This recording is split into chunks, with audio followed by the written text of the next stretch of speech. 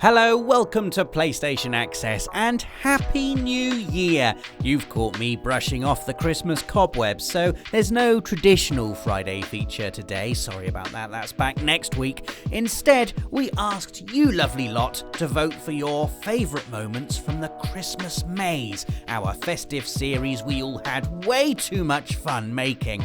The results are coming up in a sec, but while we tally up all your votes, here are some of our own personal highlights, starting with yours truly. So, I think my personal favourite moment from the Christmas Maze, and I'm really sorry Dave, this is going to really annoy you, was in... Can I just leave for a minute? It was in episode 5. It was the Dragon Age challenge, which you've had quite a lot of support for in the comments. I felt, Dave, lots of people were very sympathetic and supportive of the brain freeze that can often happen when you're put in the spotlight and your brain empties of all your knowledge. But I, as the evil persona Robert S. Pearson, was thoroughly enjoying it. Yeah, sorry. What? I was just thoroughly enjoying it, and it just gave me an opportunity, I think, to be quite mean. And there was one very specific moment, and I think credit also has to go to how Nathan edited this, where it just very slowly zooms in on your face as you just don't know the answer. Elle is making Chloe from Uncharted 2, I think, at the time, and Nathan shouts from the other room, "Just guess any names," and you're just like and it immediately cuts to me just being awful, just an awful mocking, just like and then just mocking you for even choosing yourself for the challenge. And Nath also told me that there was lots of stuff he had to leave on the cutting room floor because it was too nasty. Have some guesses, Dave. The fool. Guesses.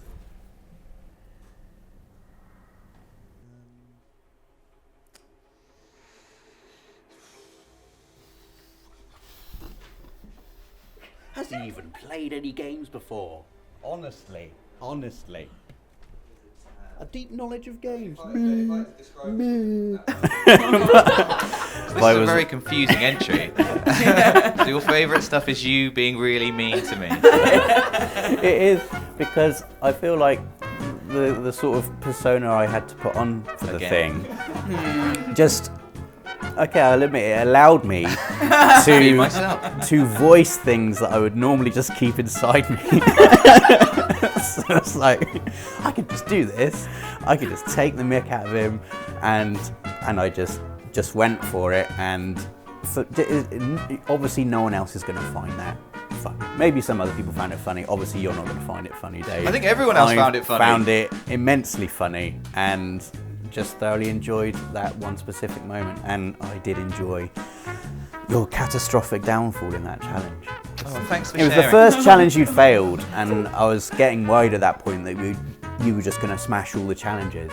It's going to end up with 10 baubles, nothing's going to be difficult. But it was that moment I realised, yes, some of them are hard. That makes me feel much better. I'm glad I could make you my true enemy, it turns out, feel better about yourself.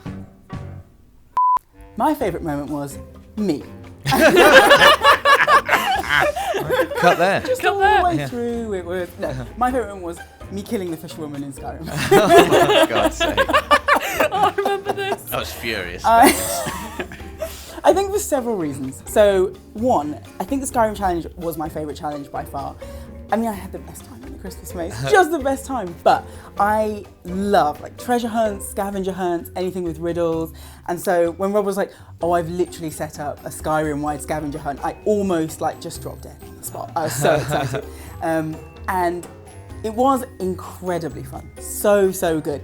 It was also really terrible in that I think Dave can agree, Skyrim was so tempting as we were going around. Yeah. Just amazing stuff kept happening around us, and we didn't know how long it was going to take us. We didn't know where we were, because I think what we should have done is looked ahead and realised where all the places were, but we were just taking them one at a time. So every time we reached one, we didn't know how long it was going to take, so we didn't stop along the way. I didn't get to do anything fun. I was so upset. So then I originally said with this fisherwoman, I was like, "Oh, so we have to pickpocket it." And Dave was like, "Oh, you could just kill her." And I was like, "Oh, well then, if we've agreed." You know, this is literally committed to video, but I remember it the opposite way around. Yeah, No, I definitely at the beginning was like, so we have to pickpocket her, and you definitely said, or we can kill her, because I was like, yes. Oh, that means, oh God, it's in her pockets. So we've got to pickpocket her. Or kill her. I didn't know if for the series I should pickpocket her to add drama, but then you were like, so I was like, here we go. I like it because I'm sure Rob intended for you to have to pickpocket her. You did. I think that was my favourite thing is I heard it through the wall as well, so it wasn't what you were like, no, or something, Rob, and I was like, oh, he planned this so carefully. It took me so long. It took me so long to put everything in the right place in that challenge. Sneaking up on that fisherwoman and picking her pockets of all the things she had and placing the leather strips there without her noticing. Hello, fisherman. Oh God! Oh no! She is well armed. She's dead. Yeah, I'm well armed. And then setting you up on that beautiful bit at the beginning where you're overlooking that cliff and there's a beautiful path down to the left that you could have walked down with a lovely view of the mountain, and instead you just galloped off the edge of it. Rob, it's like you don't even know me. One of my favourite things to do in Skyrim is just ride a horse in a really weird and practical way, like up mountains. So as soon as we were in that spot at the beginning, I was like, I'm gonna see if I can jump down. This will be fine. So yeah, I just had the best time, and now it's kind of ruined Skyrim for me. I feel like I need Rob to write me out like 1,000 riddles because it's the only way I want to play Skyrim in 2020. Definitely. Thanks, Rob. No. Well, the Christmas maze. It was good, wasn't it? It was really good. I think it's probably my favourite thing we've done on the channel for a while anyway. It's one I always forget loads of good stuff, but it was so much fun. We were all involved. It was like completely unexpected, and I loved that we genuinely didn't know what was coming. It made it amazing. But there were many standout moments, but one for me was in Yakuza 0. And it was very specifically, I mean, there was lots about this challenge that I loved. First of all, I can say genuinely that I sat in that room and thought I could bring nothing to this. I didn't, you know, like a lot of the other challenges, there'd be moments where I'd be like, I think I could have done that better, or, you know, just something like that, or like, I've got a tactic I think that would be useful, or I could tell them this. That one I just sat and was like, I'm just going to enjoy this. Like, there's no way I could read the list any better. There's no way I could play Yakuza 0 any better. I'm just like going to sit and have a nice time and say Peerless Pole over and over again with that stupid thing in my mouth. Tuna and egg sandwich and a Peerless Pole. But the very specific moment really was like, it was going quite well, apart from all the laughter. Robert S. Pearson was starting to get a little bit nervous.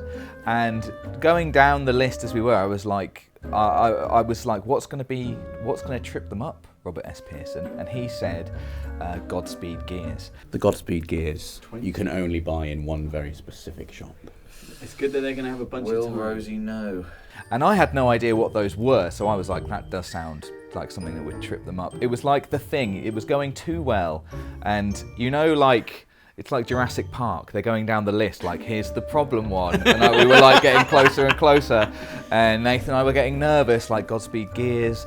Elle hadn't said it yet. Could she even say it? I don't know. Would Rosie even know what it was?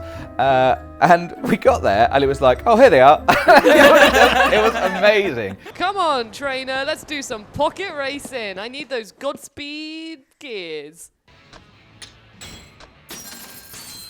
It was like, here's the one thing that's going to trip them up. Godspeed gears. They're really hard to find. You can only get them in one place. And Rosie was like, do-do-do-do-do.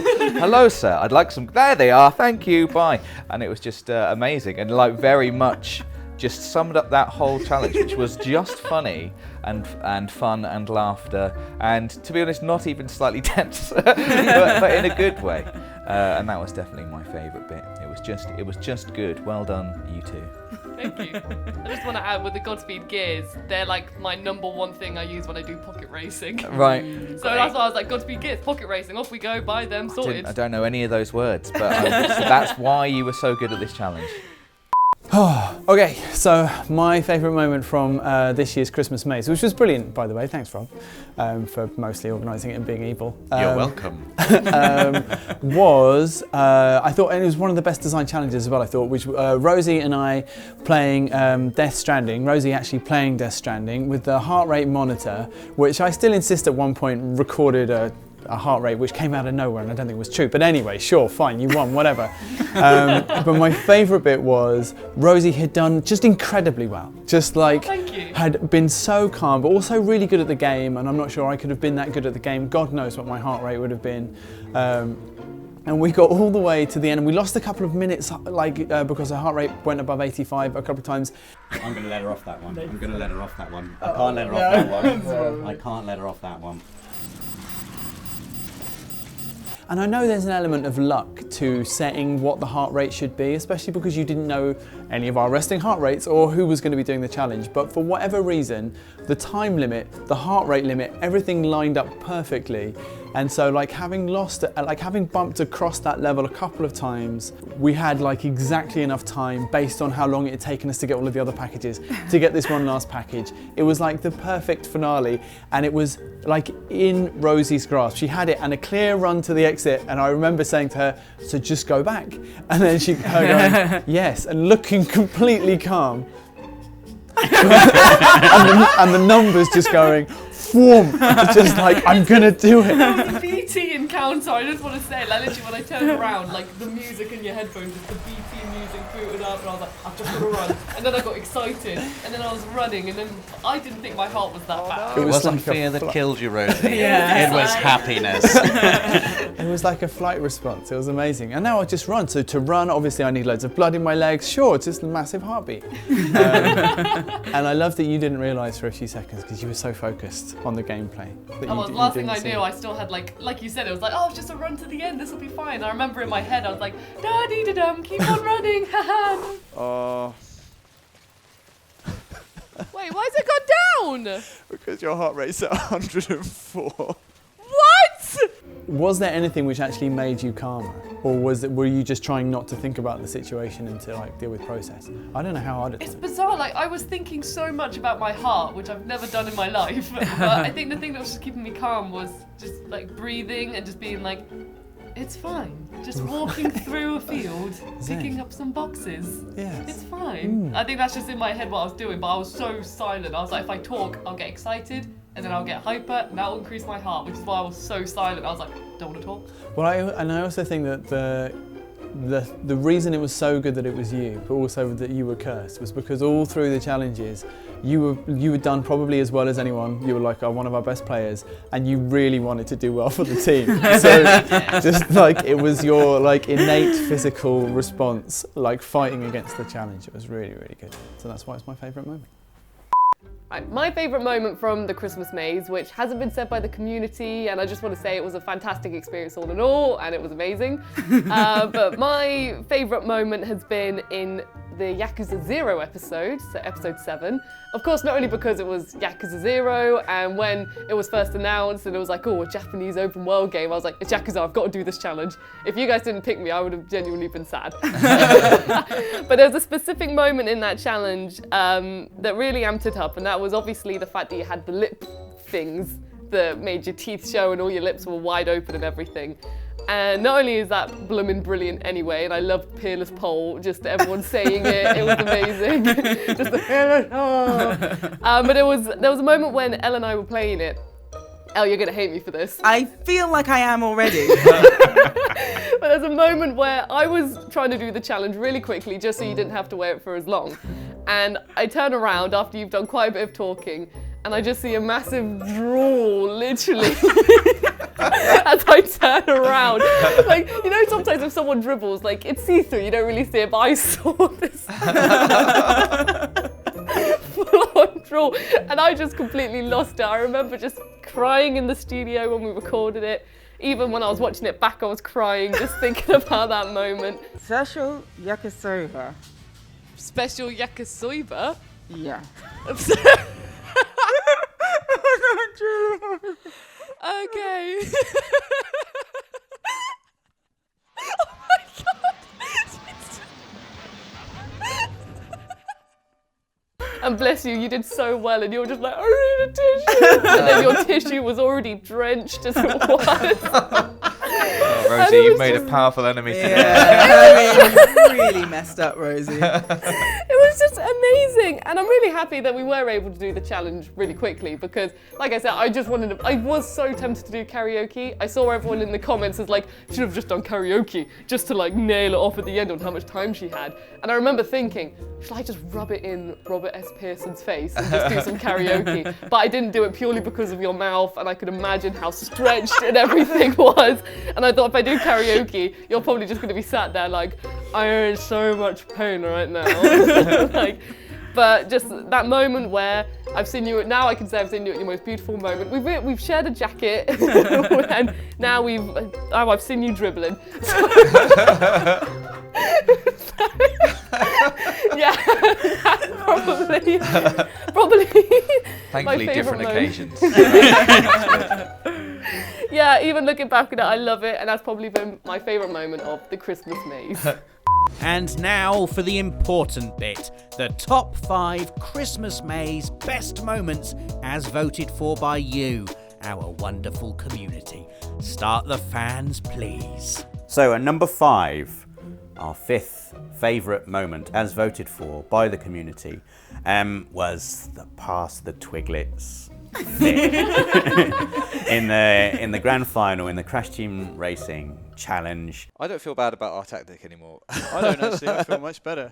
I don't feel bad about it at all. So, It's just clever. we should give it a name like... We should give it a code word, you mean? Twiglet. Yeah, like Twiglet. Twiglet. Pass me the Twiglets Also, can I have a means Twiglet? everybody knows what to do. There's lots of reasons why this was great. Obviously, you'd all come up with this diabolical plan beforehand where you'd chosen Rosie as your hero, and Rosie would go off and win the races, and the 3 of you would deliberately hang back to the point where you would allow yourselves to get lapped just so you could hit me with whatever weapons you had. And I remember in the first race, it was on Hot Air Skyway, which Rosie smashed, and I had no chance of catching her after that 7-second head start. Rosie was too good on that track. But there was one moment where I think it was on the last lap, and all of a sudden I get hit with a rocket, and I was like, oh, flipping AI, there's no way I'm going to catch up now. And then Nathan goes past me, and I'm like, oh my God, Nathan's gone past me. And I remember feeling a mixture of shock, but also like pride. I was like, wow, Nath, you've been training really hard. And like, he's actually, because I was going as fast as I could to try and catch Rosie up. And I genuinely thought Nathan had been keeping pace with me the entire time. He'd managed to get past me with some rockets. So I was like, that was really, really good. So I was sort of annoyed that I'd lost, but also like, oh, this is a good challenge now.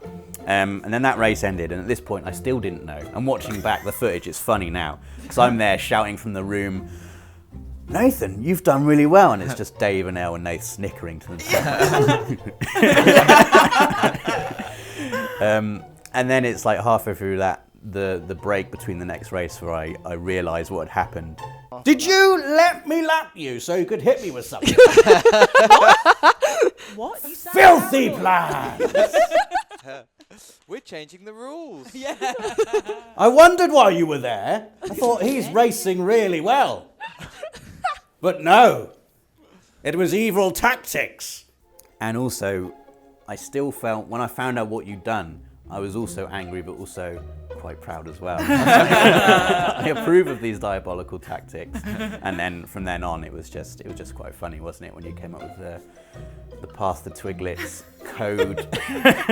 Elle, you were like, I'm not quite ready to pass the Twiglets yet. But then you were, and you hit me with 3 good Twiglets. But so close, like if you'd have waited on the last rocket, you could have got me over a jump, and that would have, I think Rosie would have won the race then, but you I was only didn't. 3 seconds off, wasn't I? And That I would have won just in the been end. enough. So Speaking for Nathan, I not Elle specifically, I think that we felt quite guilty after race 1 and then decided to Yes. tone down the Twiglets, and then now I think that was a terrible mistake. I think we we I should was have- furious. we should have I doubled was- down. I was with Elle, I think. I never managed to really eat my Twiglets. Should have been more evil than you were, Dave. I know, I've learned a lot this Yeah. past couple of weeks. So number 4 in our community chosen best moments is Me and Rosie smashing Octodad. Yeah, smashed it. An amazing. Well done. It's done. Well done.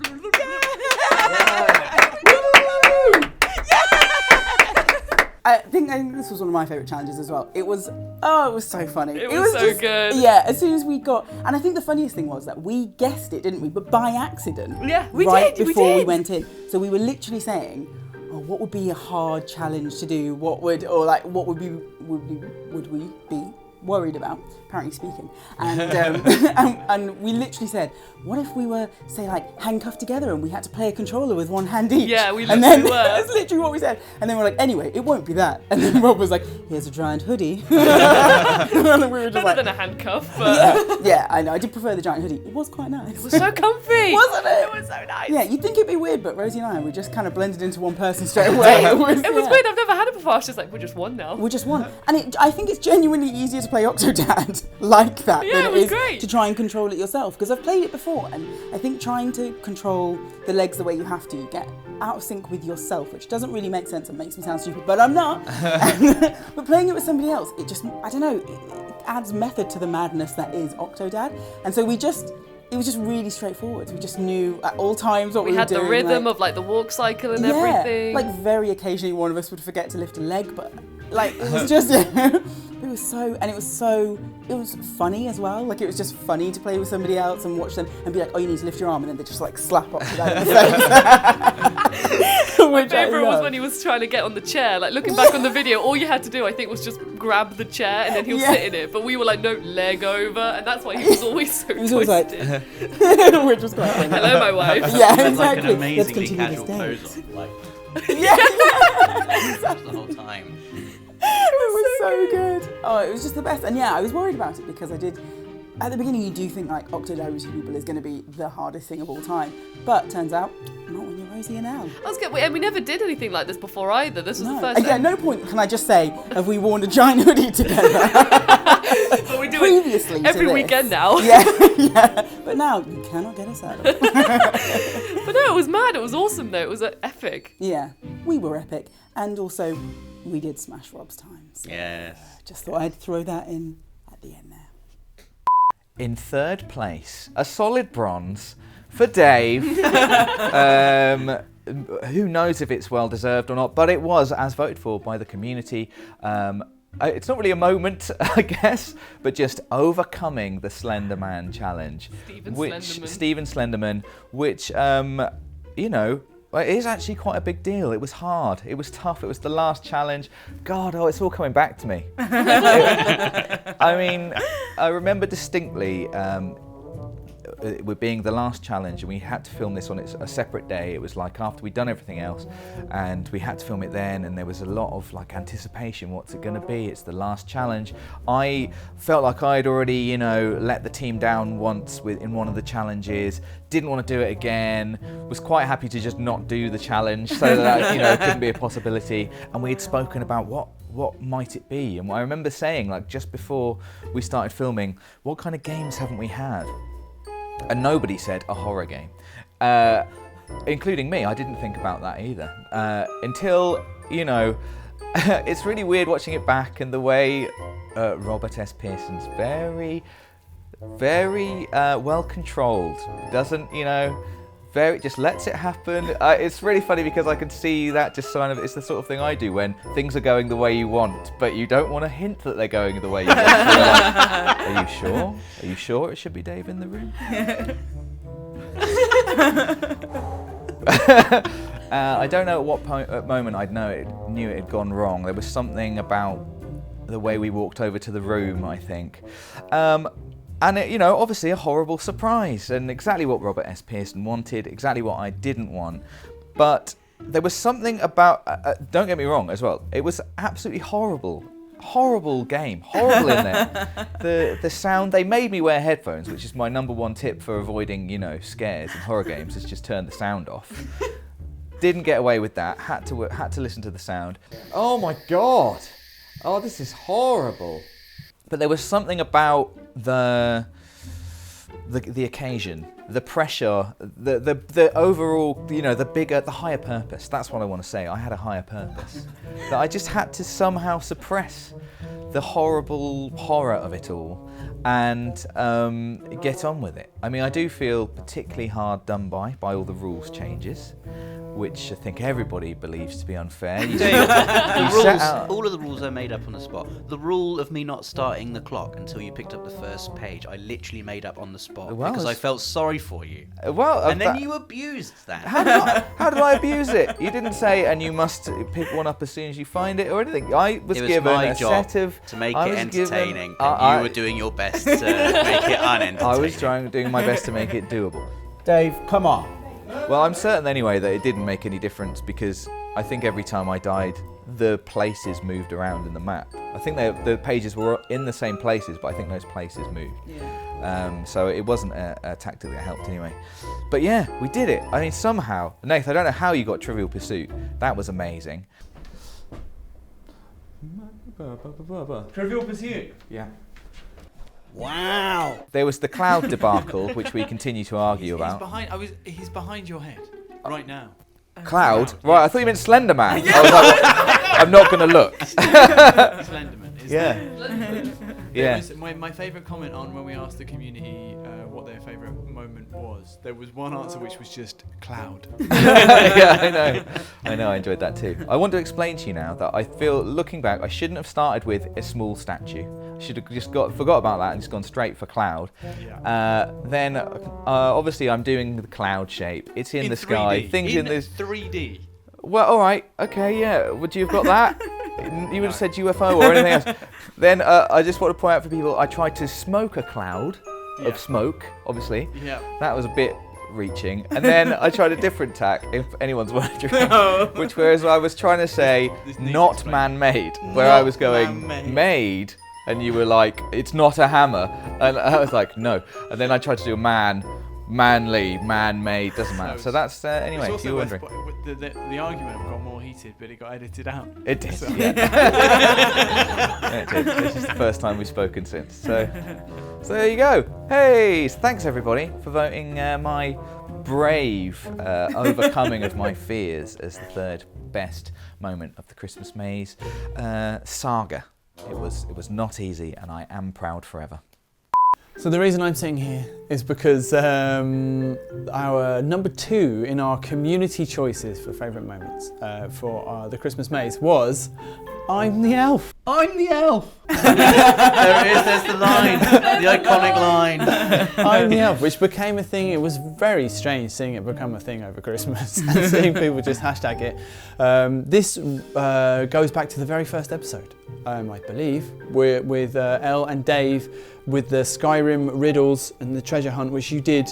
I think that was, Rob, when you realised, I don't know if you made any adjustments to future challenges after that, but obviously you were like, you said a couple of times, if I'd only made this 15 minutes shorter, this would have been a brilliant challenge.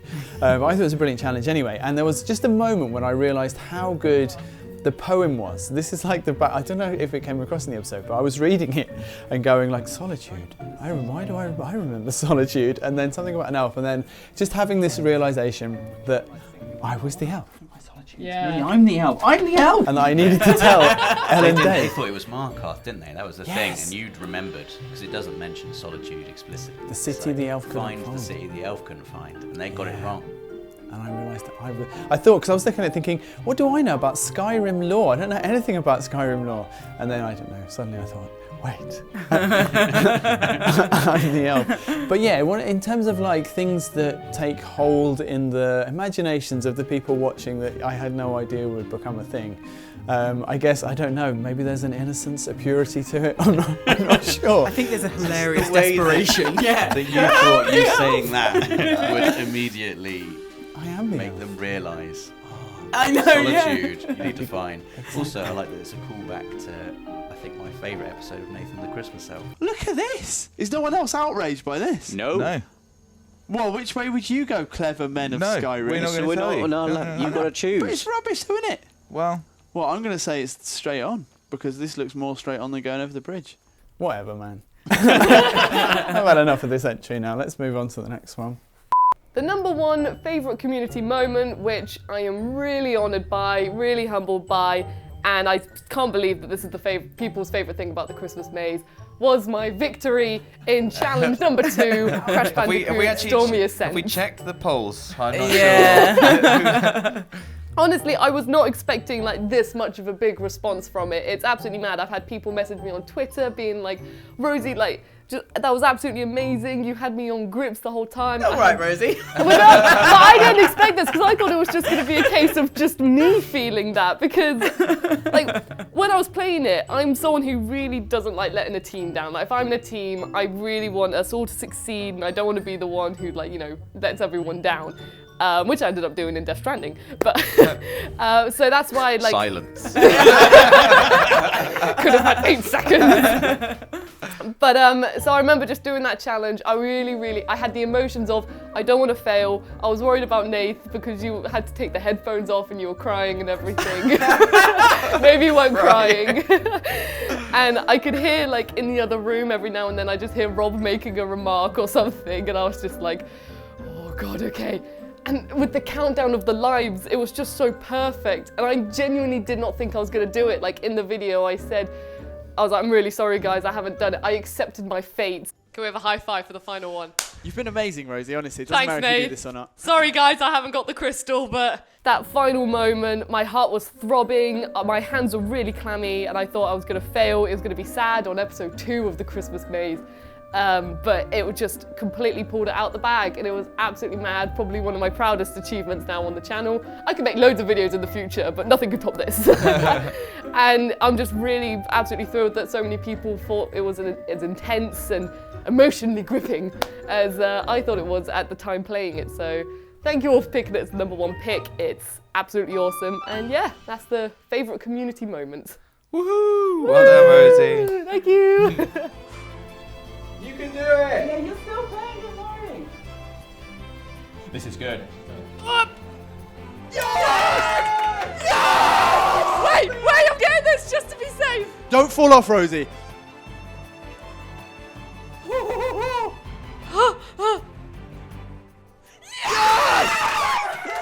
my God! That was unbelievable! So there you go, the Christmas maze best moments as voted for by you.